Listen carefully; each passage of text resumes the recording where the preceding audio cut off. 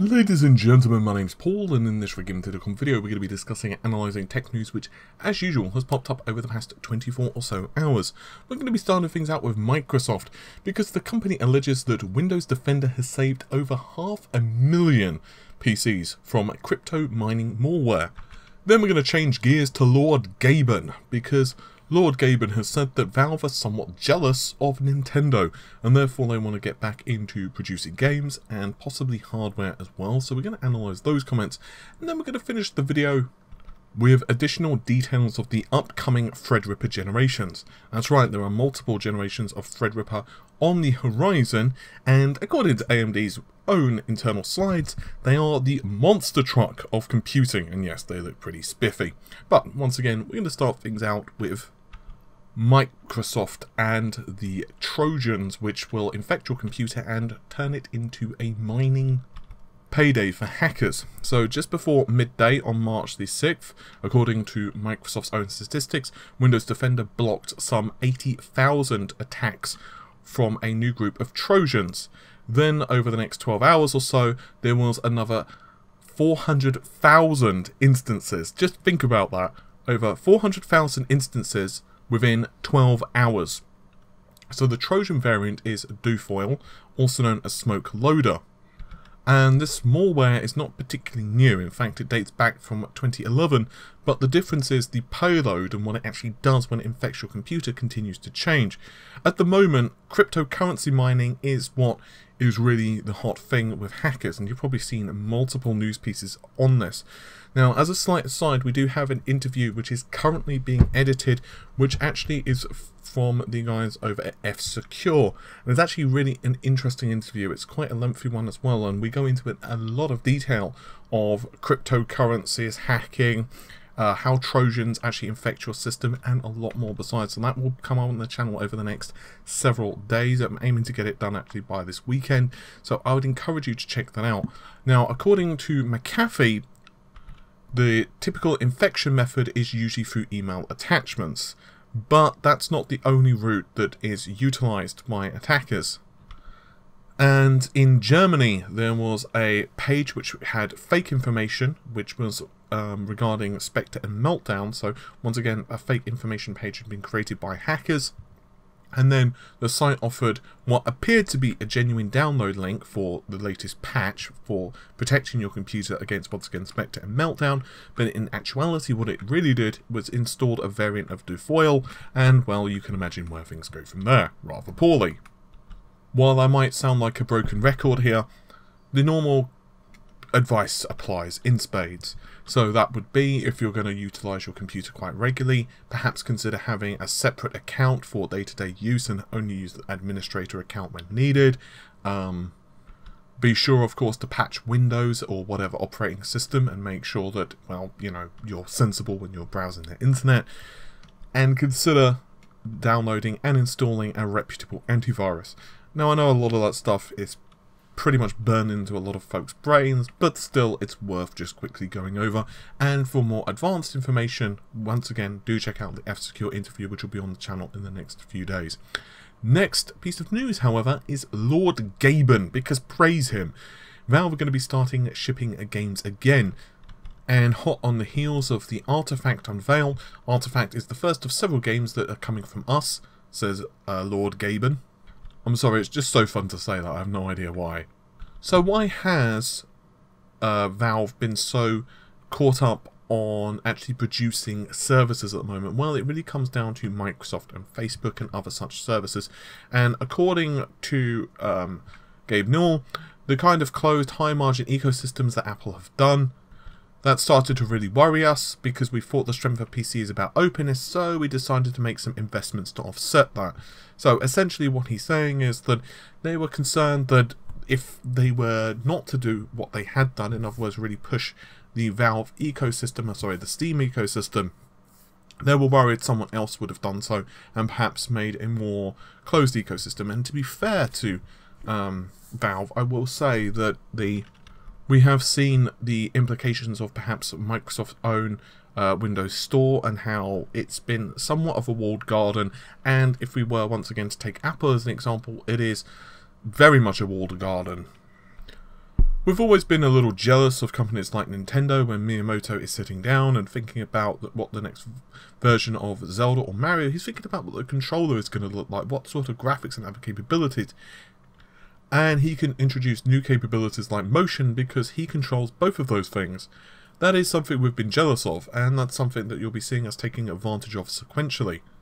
Obviously, everyone's going to make the Half-Life 3 confirmed joke, and at this point, I'm not quite sure if Half-Life 3 is ever going to happen, but I think Valve getting back into the development space is obviously a positive. Honestly, if you were to look back at some of the games that Valve have produced, I mean, obviously you've got Dota and so on, which is consistently being updated, and we all know the jokes surrounding it, but I do miss bloody old Valve. I mean, seriously, it's like... This is a bit of an aside, so you can skip 30 seconds or a minute if you so desire. But I remember when I very first played the original Half-Life. I remember it distinctly. My friend came over, and I had just bought a Voodoo 2 accelerator card. This is way back in the day, and I remember he had already bought a lot of games on the PC. He had a PC way before me, and he also had an N64. And I had a Sega Saturn and some other bits and bobs as well. And I remember he came over to my house because I said, you know, oh my god, I've got a Voodoo 2. Oh my god, oh my god, oh my god. And I installed it overnight without my parents knowing that I literally took apart the computer. They were supposed to be, you know, I was supposed to have actually taken it back to the store to have done it. I was really young at the time. And anyway, I didn't care about none of that. I just wanted this bloody Voodoo 2 in. And I put the Voodoo 2 in my soldering machine, installed Half-Life 2. Sorry, Half-Life 1, and I remember just the intro sequence, the monorail. Everyone who's played Half-Life saw that, and my friend and I, Adam and I, were just watching this intro sequence, and our mouths were just agape, like, what the hell? And I remember we didn't get like super far into the game because it was a school day, and he had like, you know, a homework and stuff. And I recalled that as we were going through this, we were starting to learn about, you know, how the story was unfolding, and it was a profound experience. And the first time that, if you played Half-Life back in those days, it was one of those experiences that just really stuck with you. And so to me, Valve getting back into the games development industry and really pushing out titles, and to be the Valve that, if they even had a fraction of what made Half-Life 1 and Half-Life 2 and other titles in the single player space, well, just sign me up, please. Anyway, we're going to finish the video off with Threadripper. So now we're going to move over to the monster truck of computing. Threadripper, don't you know? So this information comes to us from Informatico Zero. Now, I will also add that there has been some comments in a previous video. I'm just going to repeat this. I did say this yesterday, but there were some comments that some of these roadmaps and stuff have been fake. According to videocards.com, they reached out to Informatico Zero, and they have said that the roadmaps are genuine. They believe that AMD made the mistake on the actual text of the slide, and I'm inclined to believe them because according to previous leaks that have come from Informatico Zero concerning AMD, they are generally pretty much 100% accurate. I won't name names for companies, but I work, you know, kind of in the press. I don't really classify this as press, but it's something. And I get press releases all the time. And believe me, I've seen some screw-ups. Whether it's spelling errors or date issues or whatever.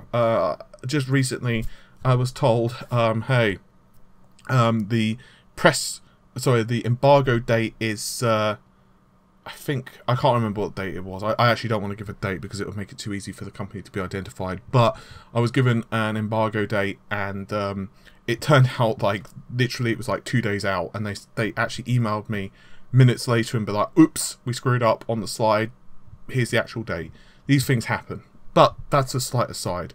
But anyway, there are yet more leaks and official marketing slides and roadmaps which have started to appear, and this concerns Threadripper. So we're going to start things out with the monster truck of computing slide. So 2017, of course, saw the introduction of the original Threadripper, which I'm going to quickly go through. I think most of us realise, but it is, of course, Intel's competitor in the HEDT space. So On the high end, you've got the 1950X, which has 16 cores, 32 threads, quad channel memory, and a partridge in a pear tree. We've reviewed it before if you want to check out those videos. But what about the next generation? So, well, it's 2018, right? So what do we see with the second generation? Well, 12nm, it's based on the Zen Plus processor cores, higher clock speeds, and precision boost too. This is pretty much what we expected. It's essentially the same as the Ryzen 2000s, it's just obviously scaled up linearly for the purposes of HEDT and Threadripper. But next after that, 2019, is going to be Castle Peak, dominant leadership in the HEDT market, new high watermark in performance and efficiencies, and new platform features to take TR4 to the next level, end quote. Once again, utilizing a previous leaked roadmap image, we could see that this is going to be known as Castle Peak, and is going to launch essentially alongside Metassi, which is the mainstream. It's going to replace, of course, Pinnacle Ridge, which is going to be the Ryzen 2000. You can see right here we have inflection optimization, inflection optimization.